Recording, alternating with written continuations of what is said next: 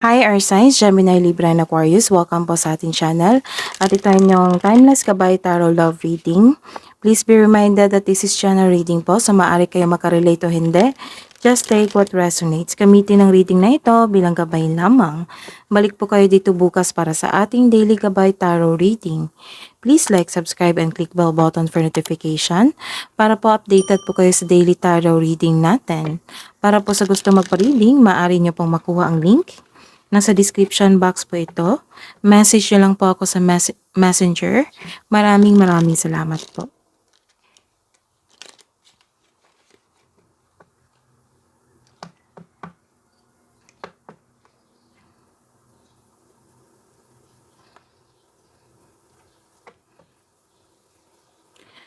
Spirits Guide, ano po yung ganap po or mensahe nyo po para kay Gemini, Libra, and Aquarius sa mga single?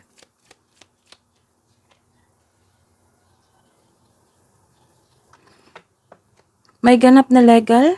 Oo. Maaaring pumunta kayo sa inyong attorney ngayon, sa korte, or sa barangay. Nagkaroon ng pag-asikaso sa isang legal papers dito. Or maaaring negosyante kayo, nag-asikaso kayo sa inyong legal papers na kailangan sa isang negosyo. Soulmate, maaring kadate nyo po ang soulmate nyo dito. Maaring may nag-imbita sa inyo na isang date. Pero some of you, binubuo nyo yung friendship nyo. Kinikilala nyo yung sarili nyo sa kaniya. Kinikilala nyo yung isa't isa. Or maaring kakasagot nyo lang po sa kanya. Or binigyan mo ng pag-asa. You're taking time to your family and children. Maaring apo mo ito, pamangkin, anak, or mga anak.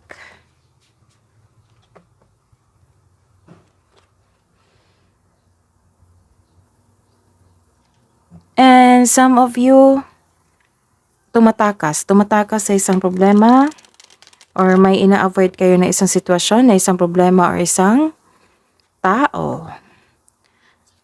Spirits guys, mensahe niyo po para kay Gemini, Libra, and Aquarius sa mga may relasyon po, buhay mag-asawa po, sa mga couple po natin. You want more. Ano pa kaya yan? Sa mga may relasyon po.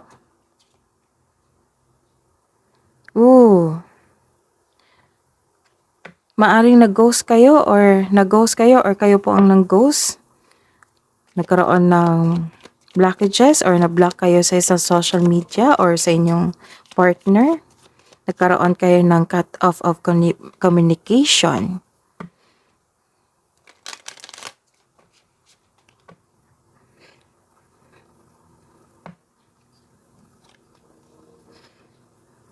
Chinichismis kayo ang inyong relasyon. May nagsiselos po sa inyo. May naiinggit po sa inyo, sa inyong achievement. At nangyari na naman ulit. Yung nangyari na noon, nangyari na naman ulit. This is selos. Let's see. Spirits guys, clarification po para sa mga single na Gemini, Libra, and Aquarius para sa 4 na card nila ngayon, legal, soulmate, children, and racing. Wow, Wheel of Fortune. Clarification po sa Wheel of Fortune.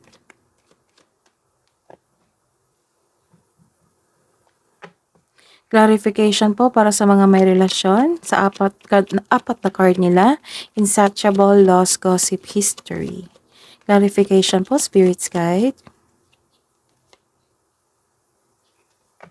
Clarification po of this reverse card.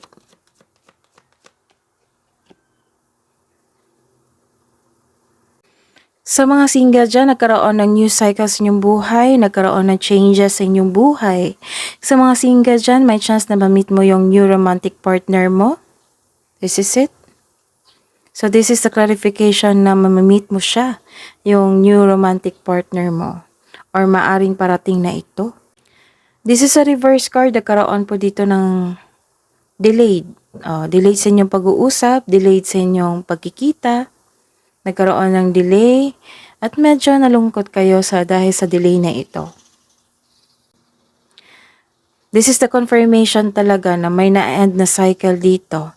At dahil nito, hindi ka ready sa changes. So this is a new cycle na hindi kayo comfortable sa new cycle nyo.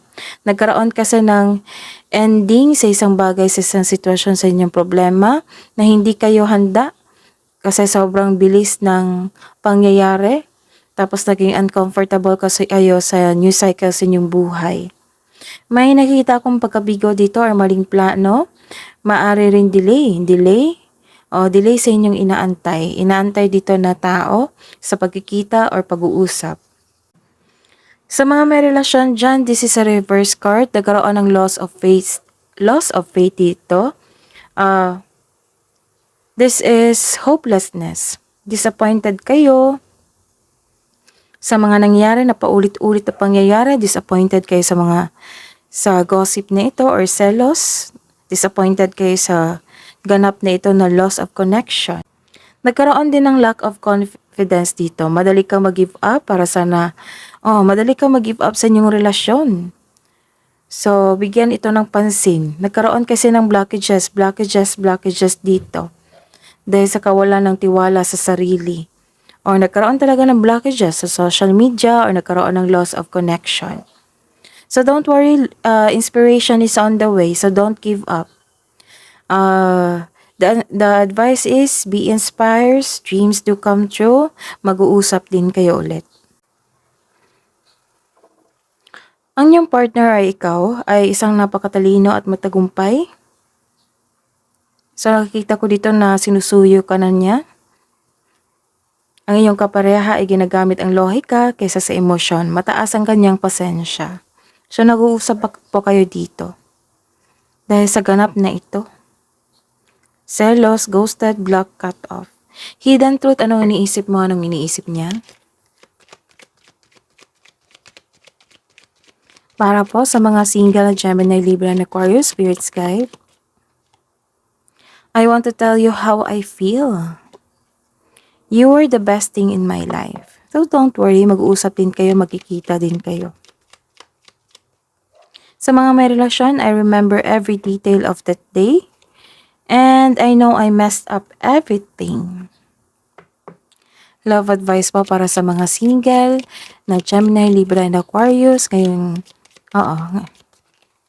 Love advice po para sa mga single na Gemini, Libra, and Aquarius. Mensahe niyo po, Spirit's Guide.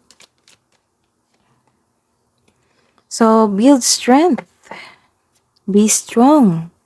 And write a gratitude list.